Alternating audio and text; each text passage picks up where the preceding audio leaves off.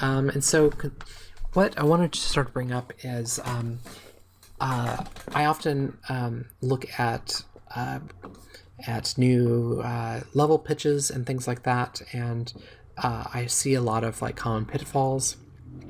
So I just kind of wanted to run through some of those.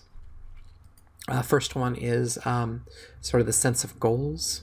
So the player should always know what the goal is essentially.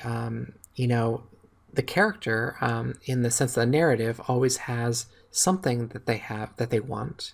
The player should understand that and always know what they need to do in order to get to that point. So the exception, of course, is in the context of like open world games where you need to find your own goals and stuff like that. But even in those situations, the games usually set you up with understanding what the main quest is and what you need to do in order to continue to that next phase. So there shouldn't really be any sort of period in your level where you're just kind of wandering, and as the player, you're sort of separated from the experience of the character themselves, because hopefully the characters in this world and on their way to whatever goal they have in mind.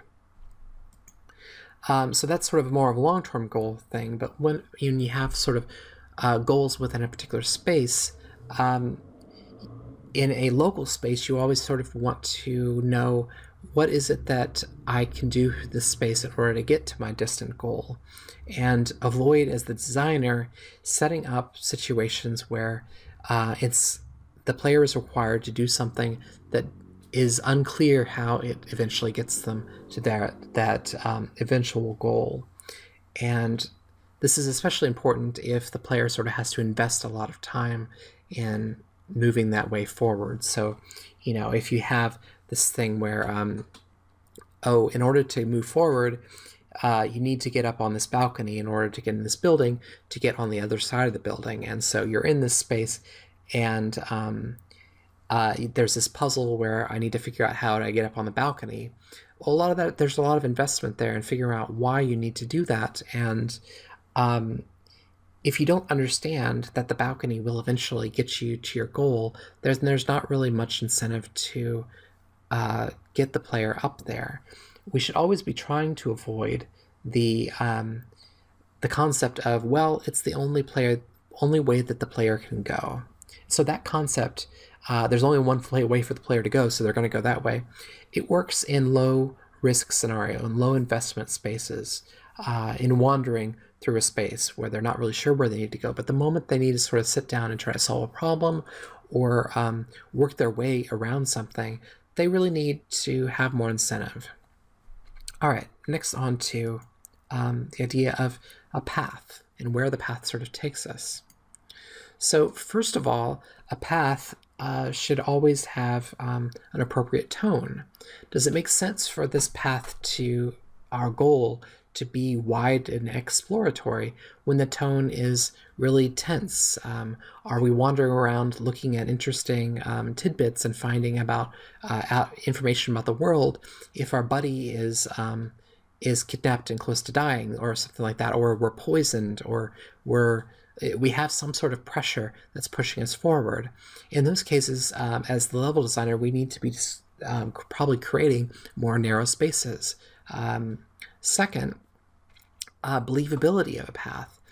Is this particular path honestly the best option the player has? So in a situation right here, say we're coming into this sort of space, and this is sort of town space, and we know that our goal is in this like far off like garden sort of space or natural sort of setting. Say we sort of head this direction towards our goal, and there's something that sort of blocks this path right here. Now, we want to get to that space. We need to figure out how do we get there. But the designer has sort of designed it so that the only way to get there is through this flooded cavern of death right here, and this reversal that takes us all the way back here and through here.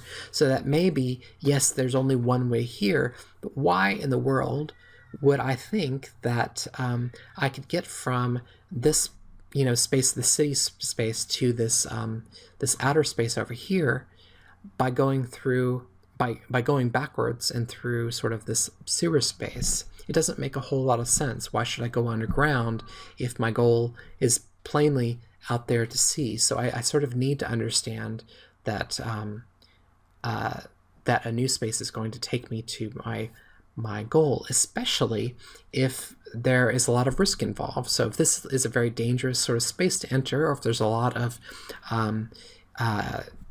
player investment, looks like there's quite a number of spaces in here, I need to understand that maybe there's some visibility from the space that I see that, oh, there's a exit to the, there's a waterway exit. So I understand that, oh, if I can just get in the water, that can, I could get out here and be at my goal.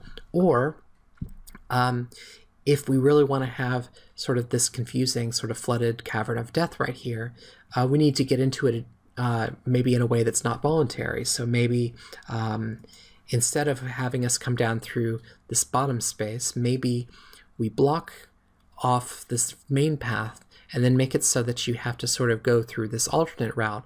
And as you're sort of maybe climbing this bridge or something like that to get across this space, there's a breakage or something that makes us fall down into the flooded cavern of death. And now we've sort of earned that appropriate sort of that risk that you're going to throw at the player. Now, not only are they trying to find their way to this goal, but they're also trying to just find their way out of this cavern. And so now they can come to this exit and be like, not only did I find my way out of this flooded cavern of death, I've now made it to my goal, and that feels great. So that's an appropriate sort of path.